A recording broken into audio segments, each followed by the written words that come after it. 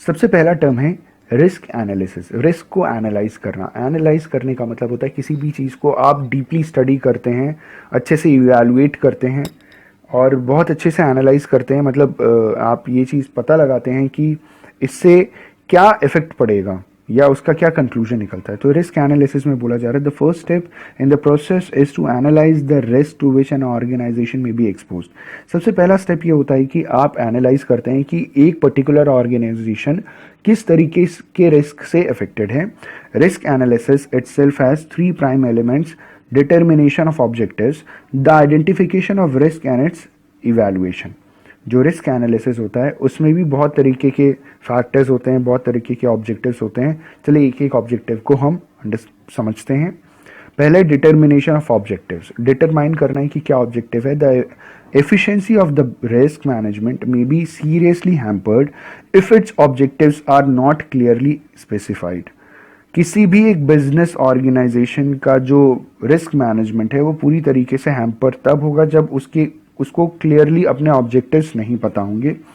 In order to ascertain the risk management objectives of the organisation, it is very important to link with the priorities, goals and objectives of risk management with that of the organization, as it is essential for the risk management program to protect the organization from various exposures.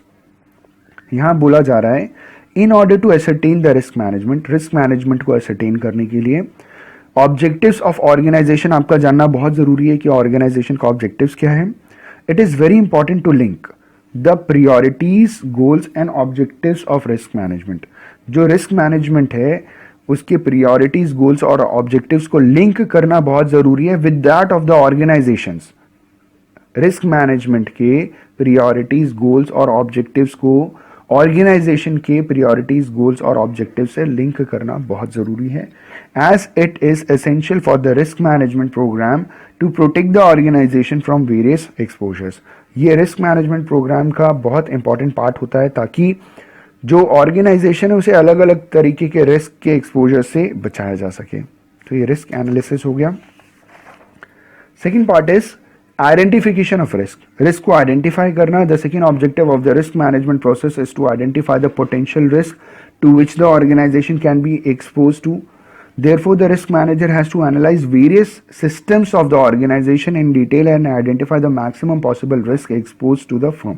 इसीलिए risk manager का जो बहुत important part होता है वो ये analyse करना होता है कि एक पर्टिकुलर ऑर्गेनाइजेशन किस तरीके के रिस्क से एक्सपोज है। डिटेल में आइडेंटिफाई करना बहुत ज़रूरी है और ये बहुत बड़ा काम है रिस्क मैनेजर का।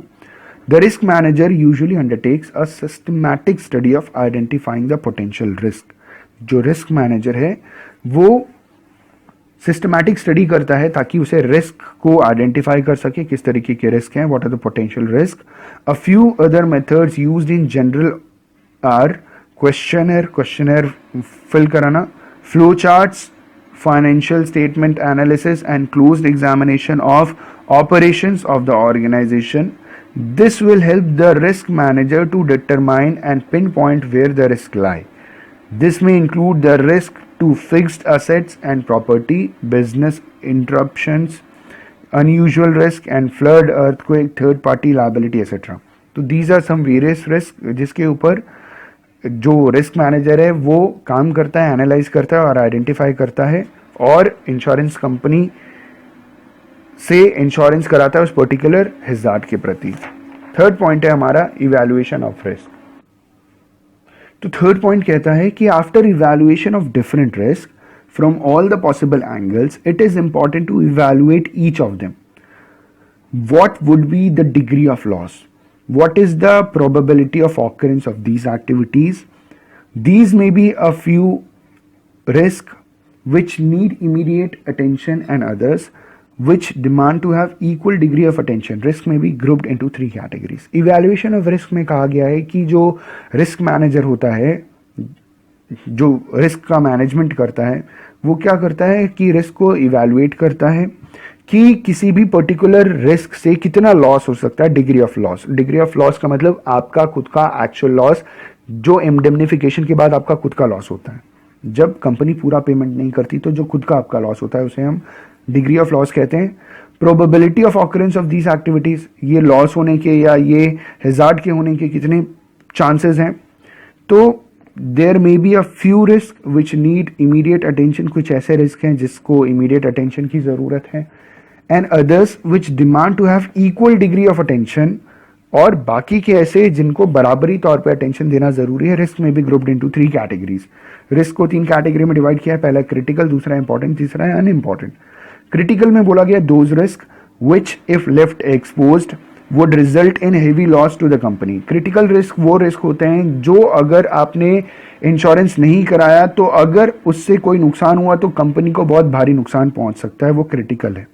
दूसरा important, risk which would become detrimental, मतलब कॉजिंग डेंजर और harm to the survival of the company, उसे हम इंपॉर्टेंट रिस्क कहते हैं। ऐसे रिस्क जिससे कंपनी के सर्वाइवल को बहुत ज़्यादा इफेक्ट पड़ सकता है, वो इंपॉर्टेंट रिस्क हैं। लास्ट है unimportant, those risk which can meet the loss from its existing resources. वो अनइम्पॉर्टेंट लॉसेज होते हैं जो आपके पास जो फंड है, जो भी पैसा है, उससे आप उस रिस्क को बेयर कर सकते हैं। तो ये अनइम्पॉर्टेंट टाइप के लॉसेज होते हैं, रिस्क होते हैं, सॉरी। ये इवैल्यूएशन ऑफ रिस्क में आता है।